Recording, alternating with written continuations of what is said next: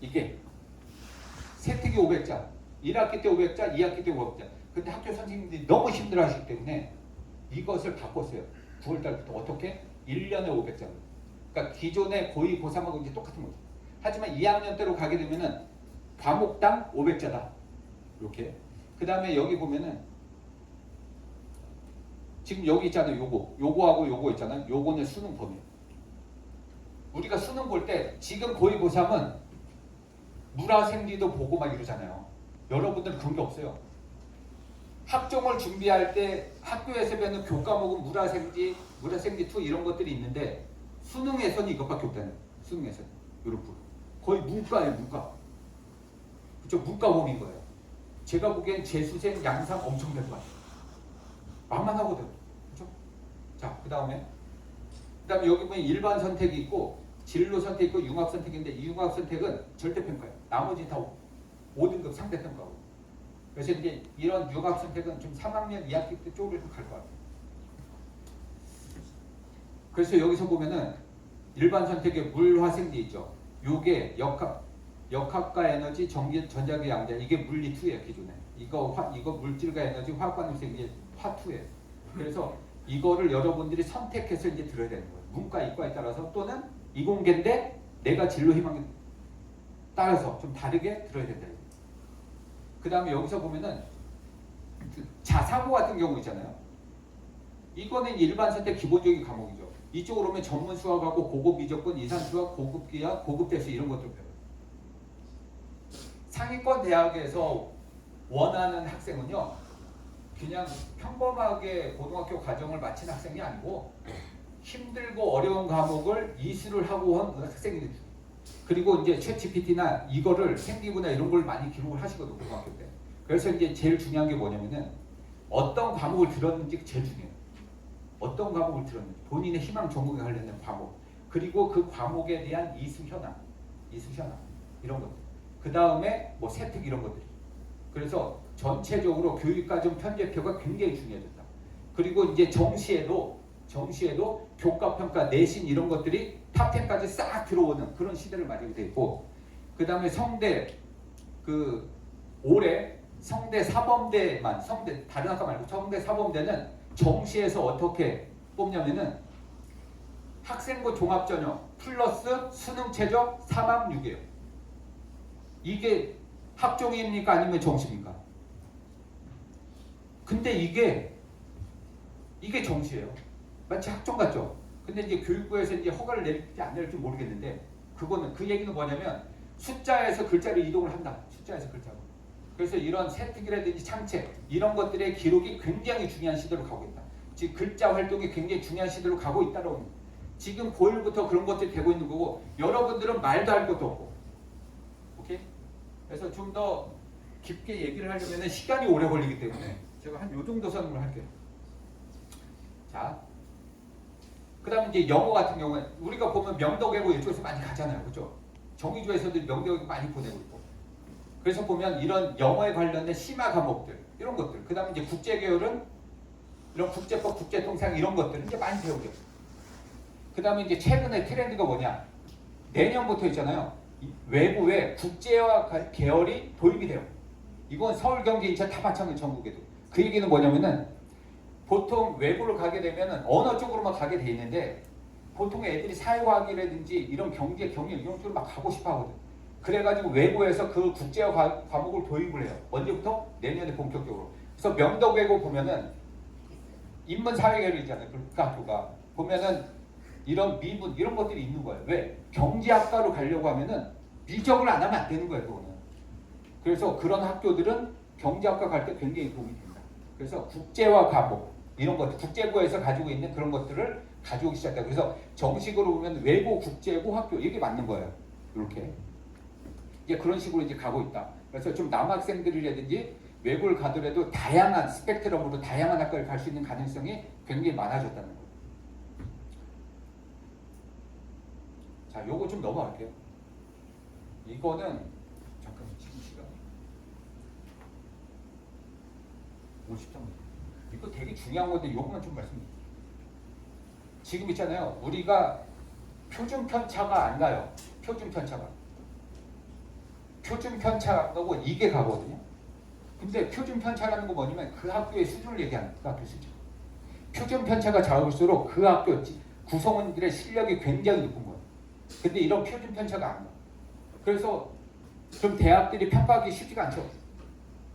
그래서 이제 요청을 한 거예요. 표준 편차가 없는데 그러면 이것들을 어떤 식으로 이제 평가를 합니까? 그래서 이제 교육부에서 얘기했죠. 그럼 세 가지를 줄게.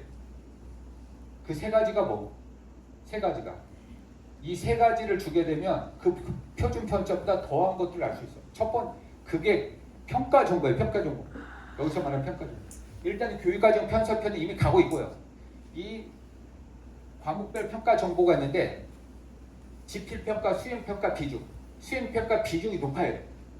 왜냐면 고교 학점제라는 거는 절대평가, 그 다음에 수행평가 이런 비중이 높을수록 유리하기 때문에 수행평가의 비중이 이제 높아지는 거고. 첫 번째 정보. 그 다음에 성취도별 분할 점수가 들어가요. 성취도별 분할 점수. 이게 뭐냐면 표준 편차 같은 역할을 합니다. 성취도가 A, B, C, D, E가 이렇게 있죠.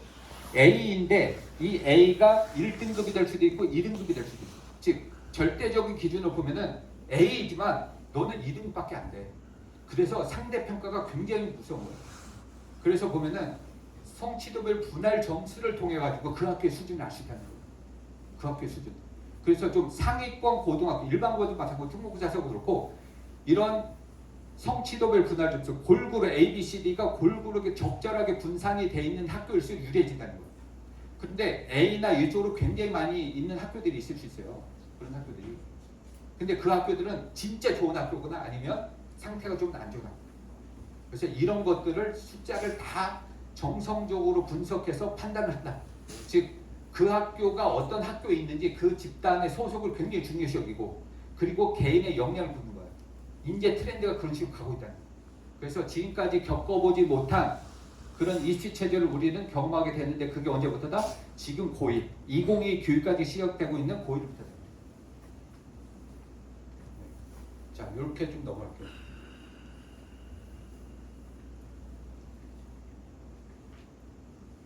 그래서 여기서 보면은 제가 이제 말씀드렸는데 의대를 가게 될 경우에는 이렇게 이런 것들을 들어야 되고 그 다음에 과학에서도 화학하고 생명 이런 것들을 들어야 된다. 과별로 이런 식으로 경희대가 얘기를 했어요. 서울대도 이렇게 얘기한 부분들이 있고. 그래서 여러분들이 중학교 때 본인의 진로 이런 것들을 결정을 하고 그 다음 고등학교 가서는 조금 더 구체적으로 내가 의생명공학을 할 건지 아니면 전자기계 뭐 이쪽으로 갈 것인지 여러분들이 결정을 하고 해야 된다.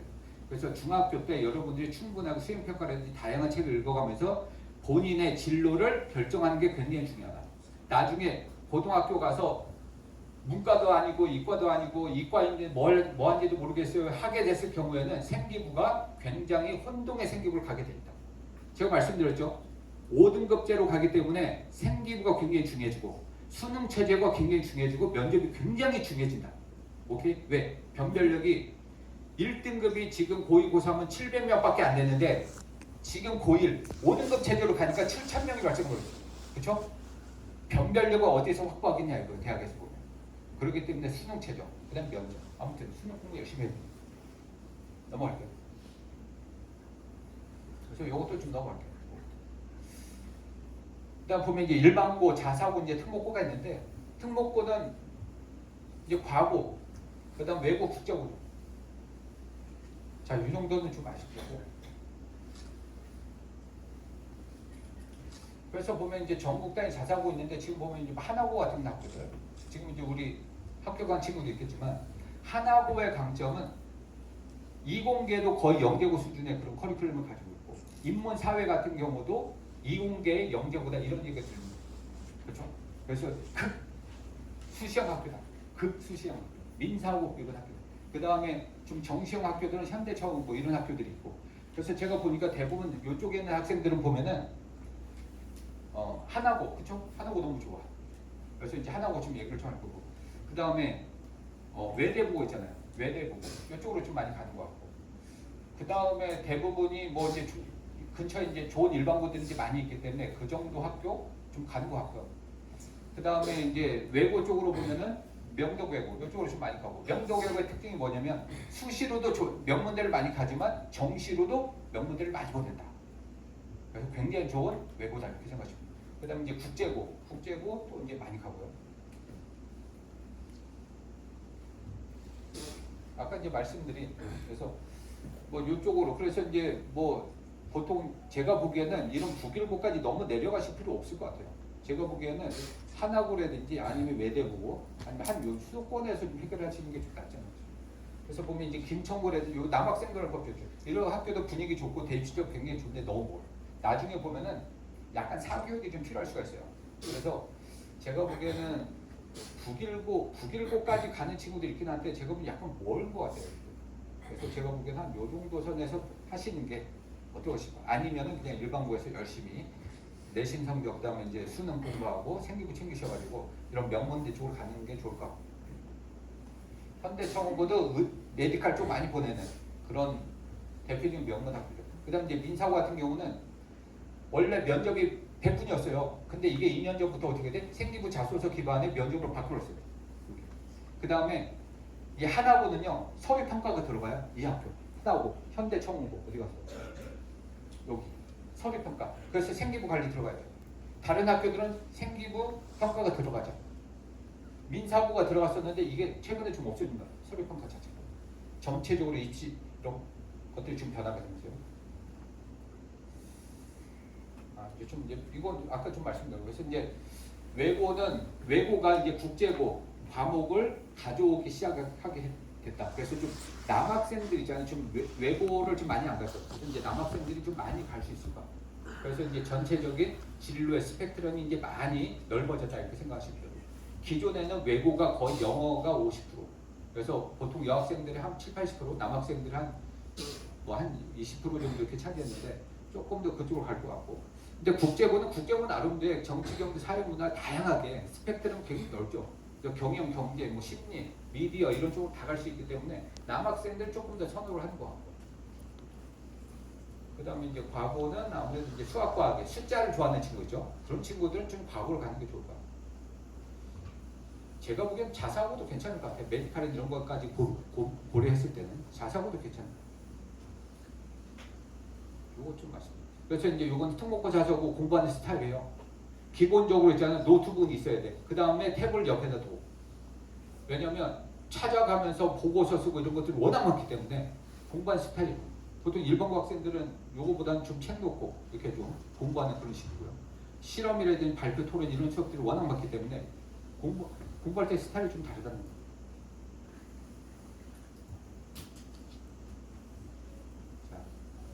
그 다음에 이제 특목고 자사고를 이제 고려한다면은 알아야 될 사실.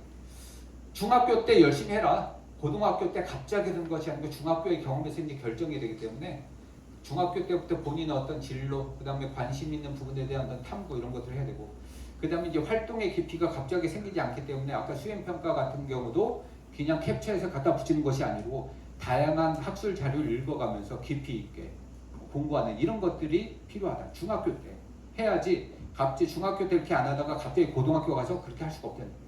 오케이?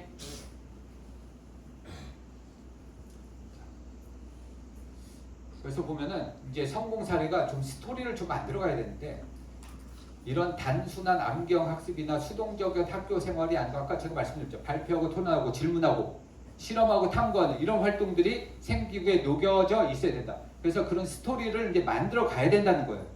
그래서 독서도 많이 읽고 독서가 좋은 점은 뭡니까? 아까 제가 말씀드린 구조화, 재배열하기에 가장 좋은 도구다라는 거고 그 다음에 이제 이런 탐구 역량 그래서 수행평가도 이제 열심히 해야 되는 거죠.